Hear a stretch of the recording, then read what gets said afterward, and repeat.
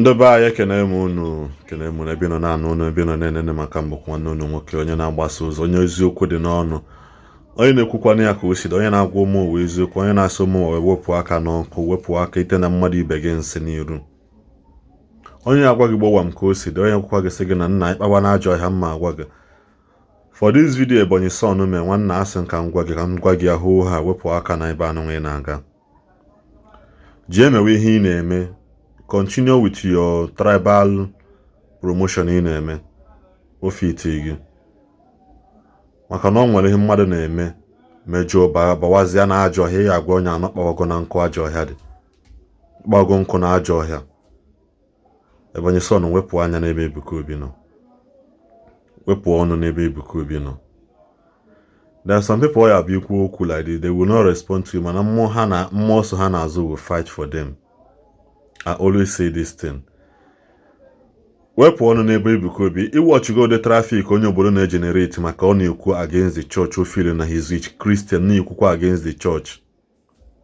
But I still have a message for onye obodo nka ya address ya very soon.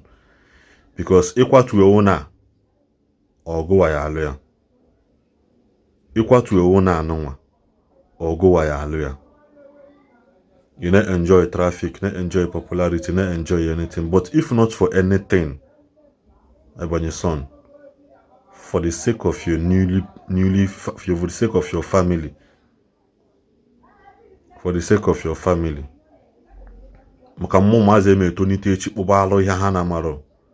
Ọ bụrụ ihe mpakwute n'ọnụ maka gịnị nọ na-achọ monetization, nọ na-achọ traffic, nọ na-achọ video, nọ na-achọ viewers. Just to put food on the table. You will only kutelo umuge and yourself. By tomorrow, they will still be fighting for. The Bible says a fool when he's quiet is also regarded wise. Ebonyi son wepo ono dear. Wepo ono nebe Ebuka Obi no.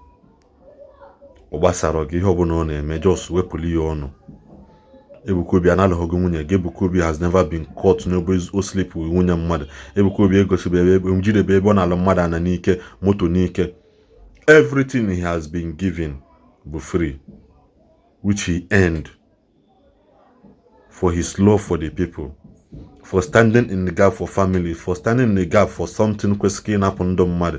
He was there for people.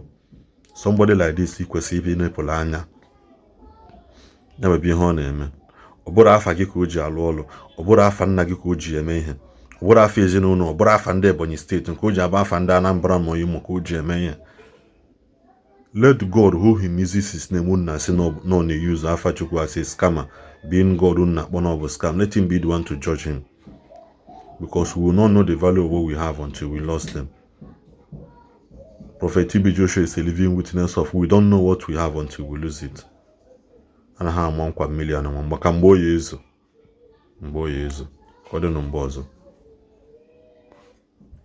Neya virgin boy na fear virgin boy if I hear no virgin make um one say chikasi ara na arụ were ara na echi na arụ free of charge. Imakwa before one echi gara na arụ na hey iya magodi asa ya woku more than 6 hours or 5 days before one year with area na chiginaru na as a man. But they go look at these boys are tap current free of charge. Ichekwu na say no onye bu grace akwa virgin. Awo bukerere nke bukwa virgin. Awo obi book virgin. Oh virgin no. Ebuka nwanne m na-eme enjoy. Hey! Ebuka ribu wa no chikunye gi ya nwoke ọma. Obo wa akwa nna m. Hey! Any case chiara na arụ. This boy na-emekwa enjoy yo. Hi! Asigi no virgin. Ndị mmadụ asigi na room ya. Ihe dị na room ya bụ iron. Ọ na iron ka ọ na-edina enu iron to sharp.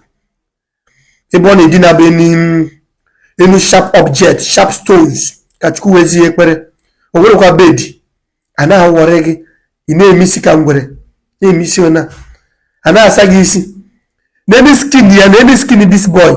Ka o si akwa mụrụ. Ọ na-edina n'enu sharp object. Ay! Onye mere anyị ya o. If a bend an argument, if a members this boy in a argument. I'm not going to van the comment section. About your son in the content. About your son, Bonyara. About your son very soon. I got 1 week. I want to put a child of God. Look put a child of God. Some people digging on that comment section. But your son, they want us to fold our hands and watch you insult our father. If somebody insult your father, we allow the person to go scot-free. On Nagi. Only one Nagi now. On Nagi. You saw these ladies in the banner. Urara Hanechi, this man, this boy. Urara Hanechi Narona. Hana Yadina.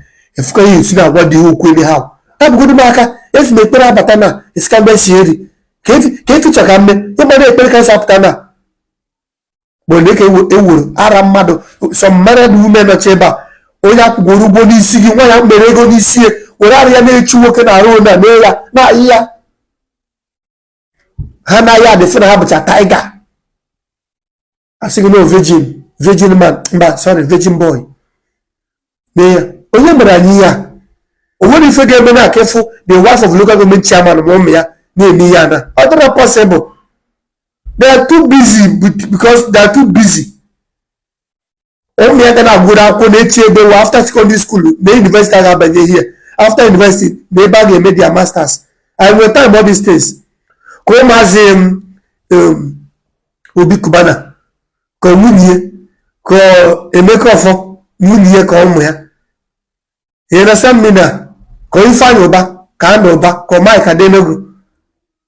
Omunye have time with 2 months, Hana Gaku, but the we are poverty.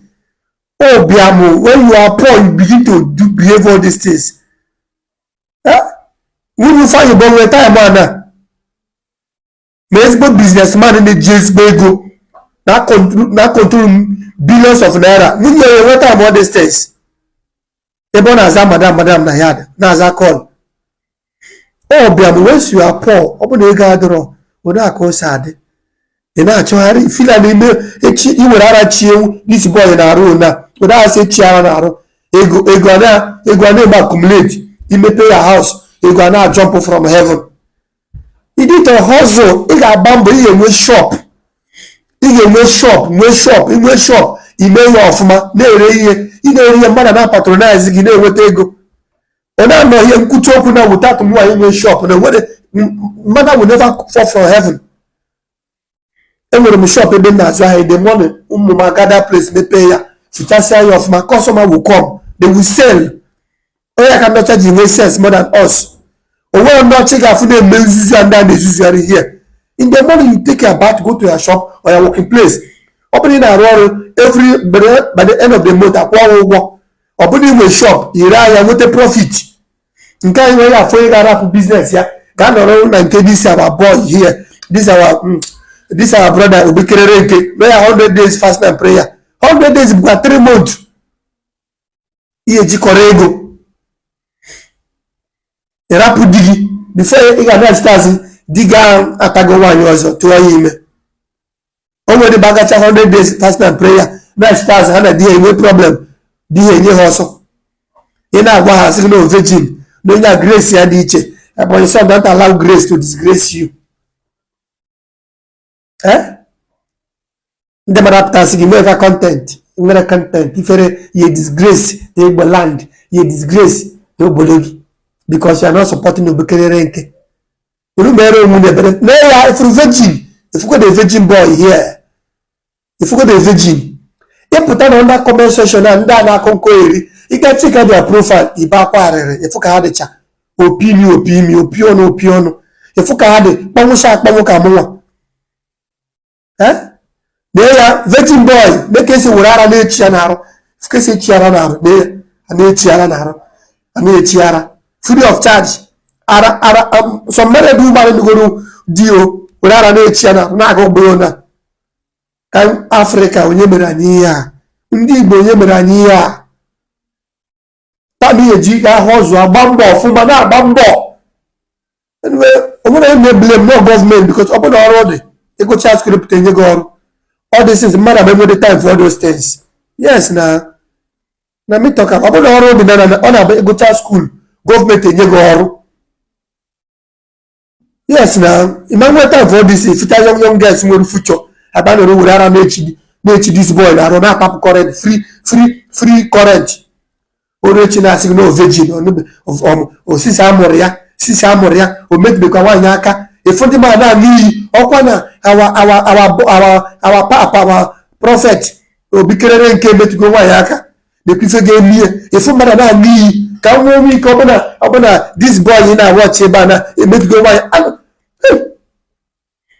ebe nga fuel one day nga gbata fuel na filling station when I was traveling banye n'ime the filling station gbata fuel if ndị man na-eme ya go see ihe ji like obi bụ na ọ dị different. Imagine fine boy like this enwere onye nwaanyị o metụrụ sisi nne na nna ya mụrụ ya o metụrụ nwaanyị aka o nwedị ihe dịka nwaanyị ọgbabe dịka nwaanyị si adị but the same person ga-apụta na chọọchị ya na-asị gị ịchọọ ọ bụla gị na di gị chi ime ihe dị ụda ka onye ga-ebu ụzọ gwa di ya na ka onye ga-ebu ụzọ kwuo okwu ọgụwa na-asị di gị n'ihe a na-agụ gị ka ọ dịghị ya asị gị n'ihe a na-agụ gị akwa onye asị na ovejin Chineke. Well, thank you very much. I remain blessed. ọ bụrụ mmasị gị imetụrụ m aka na share button but ọ bụrụ na aka ndị ọcha si eme ya some of you na-ekpe ekpere today ka anyị gaa obodo ndị ọcha ịgagoro obodo ndị ọcha na ịmafụ ụmụ ya na-emekasị ihe ọ dịrọ obodo ndị ọcha na ịga that place you work as you work they pay you.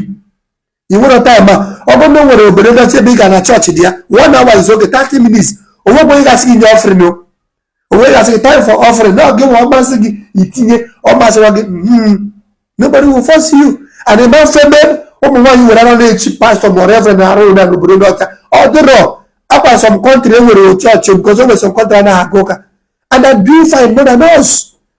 So if you like ndị obi kelere nke, let me finish me under the comment section. Over to you guys.